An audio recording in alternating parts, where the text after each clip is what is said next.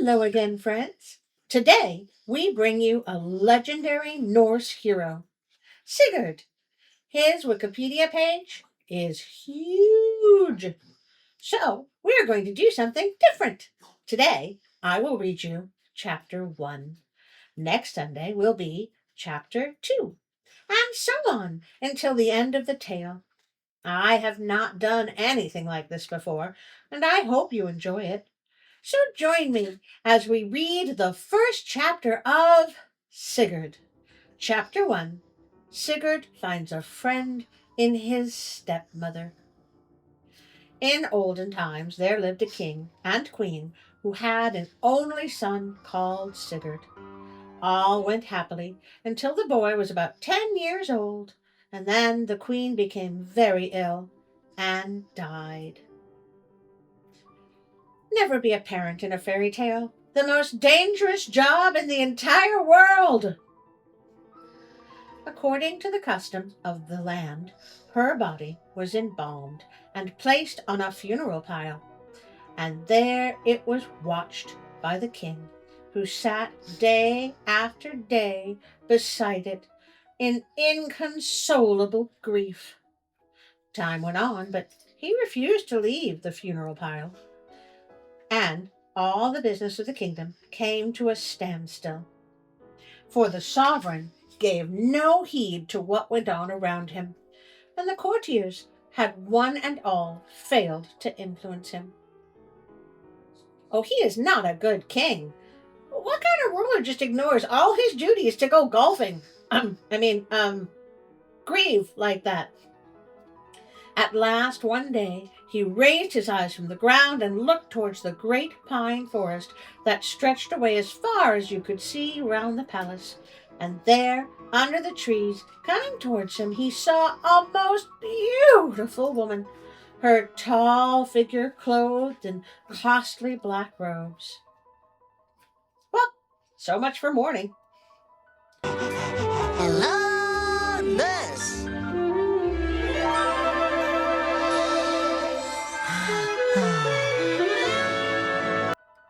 Who are you? He asked as she drew near.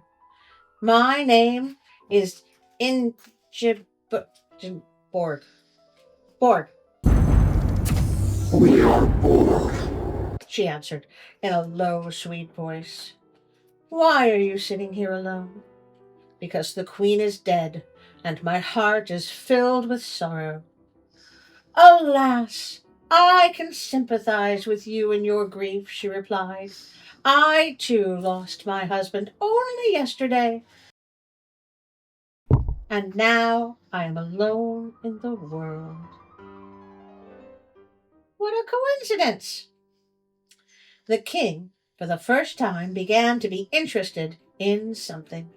Here was a person as sad as himself. They soon began talking like old friends, and in the end decided that, as they were both so lonely, it would be a wise thing for them to marry. You mean to tell me you got engaged to someone you just met that day? Yes. The king invited her to return with him to the palace, and in a few days the wedding took place, amid the rejoicings of the people at the return of their sovereign once more to everyday life and work. Under the wise influence of the Borg, We are the Borg. the king soon regained his usual health and spirits. He began to take up the neglected affairs of the kingdom and rode out constantly hunting and fishing, attended by his court.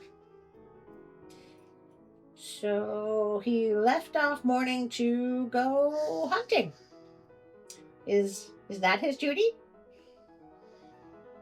And Sigurd and his stepmother, the boy, found a true friend who cared for him with a real mother's love and made his life full of sunshine. They were inseparable companions, and people would stop and watch them as they passed along the roads or played together in the palace gardens, saying, "Ah, the good stepmother! See how she loves the poor motherless boy."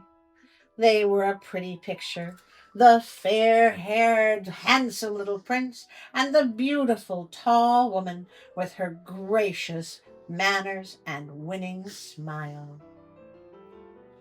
What is this? There's no such thing as a good stepmother in fairy tales. It's as unbelievable as parents living through the whole story. Inconceivable! I have my suspicions. Something's up here. And thus their lives went happily on until Sigurd was almost a youth and as tall as his stepmother.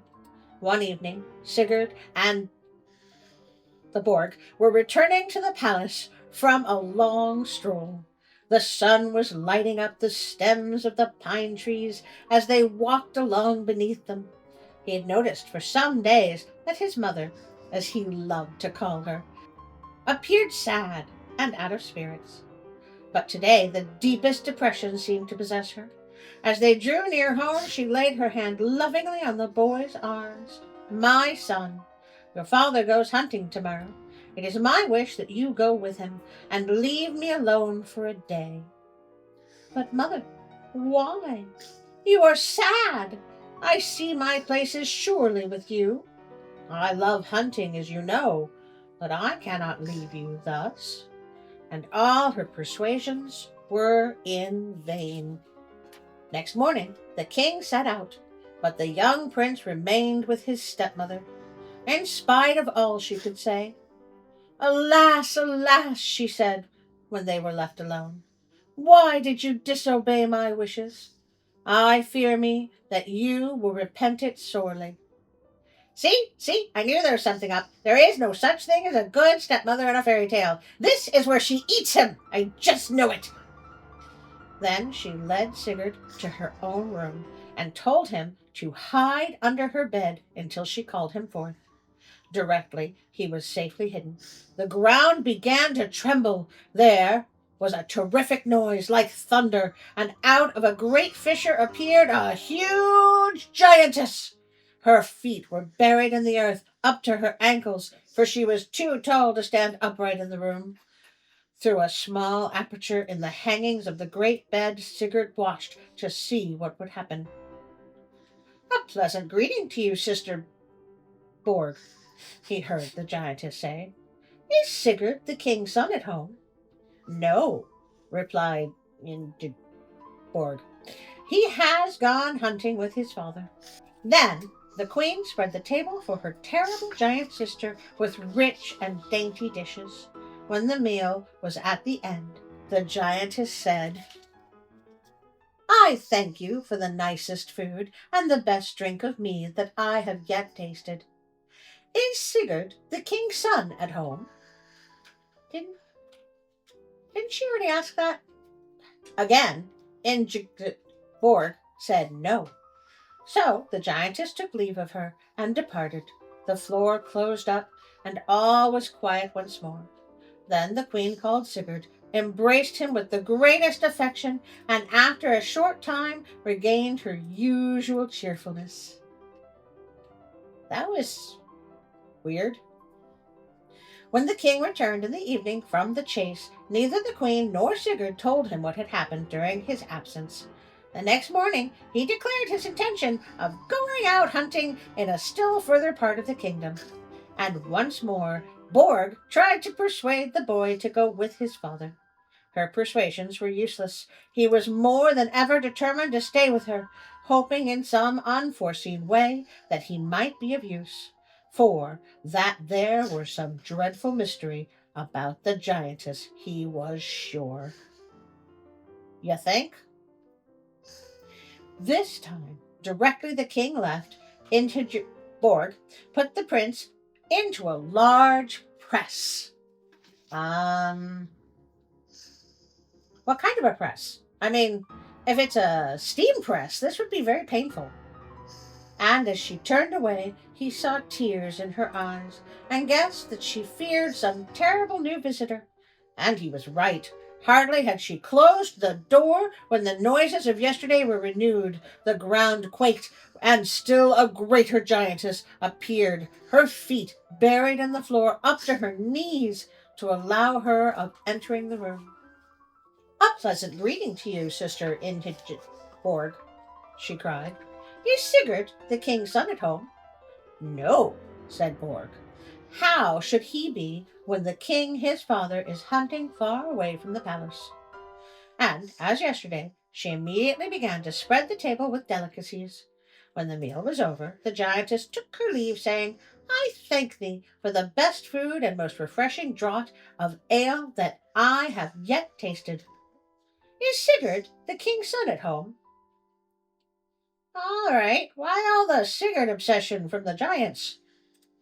Again, Borg said no, and in a few moments she was alone, and all was quiet. Then Sigurd came out of the press. He's probably a lot thinner now.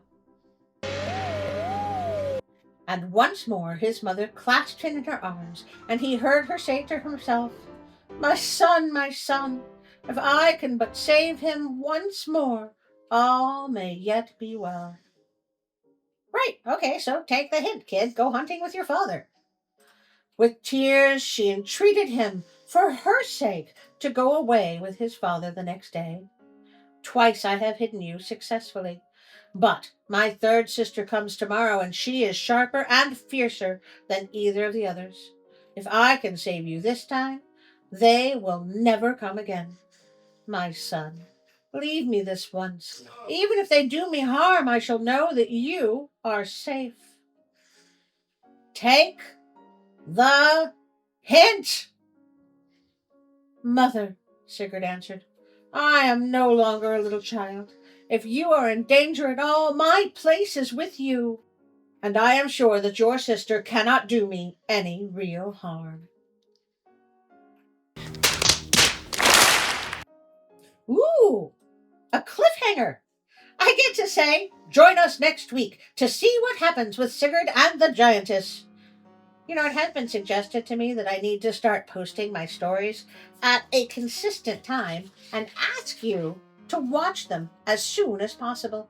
Apparently that makes the algorithm happy. Liking and commenting also makes the algorithm happy. I don't know if sharing makes the algorithm happy, but it could get us new friends. I would like to thank Pixabay.com and its contributors for all the wonderful music, images, sounds, and videos that can be found there. They are just the most wonderful website. If you would like to support me on Patreon, Instagram, or Facebook, there are links in the description below.